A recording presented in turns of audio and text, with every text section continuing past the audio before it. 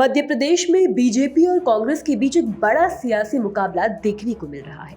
कांग्रेस की तरफ से 27 जनवरी को महू में आयोजित होने वाली बड़ी रैली को लेकर मध्य प्रदेश में सियासी संग्राम छिड़ गया है।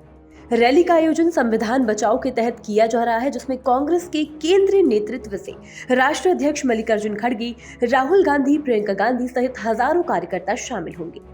रैली में कई राज्यों से वरिष्ठ कांग्रेसी नेता और मध्य प्रदेश के बड़े नेता भी शामिल होंगे।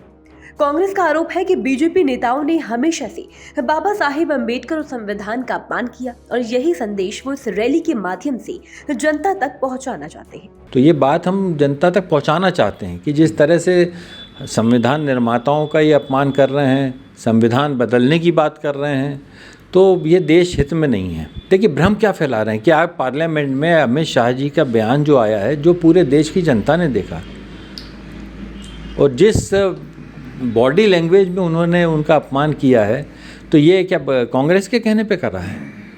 ये अमित शाह जी और भारतीय जनता पार्टी का खुद का चरित्र है। वहीं बीजेपी ने भी कांग्रेस के आंदोलन का जवाब देने के लिए संविधान गौरव अभियान शुरू कर दिया है और इसके तहत प्रदेश भर में रैलियों का आयोजन किया जा रहा है। बीजेपी के केंद्रीय नेता जैसे अमित शाह, जेपी नड्डा और नितिन गडकरी भी इन रैलियों में शामिल हो सकते हैं। बीजेपी का दावा है कि कांग्रेस द्वारा बाबा साहेब और संविधान का अपमान किया गया और अब वे इसे जनता के सामने लाएंगे।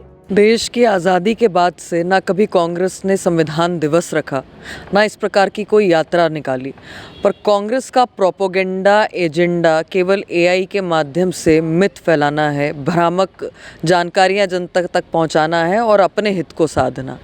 भारतीय जनता पार्टी में जब प्रधानमंत्री नरेंद्र मोदी जी बनकर आए तो माथा टेक कर प्रवेश किया, संविधान दिवस मनाया।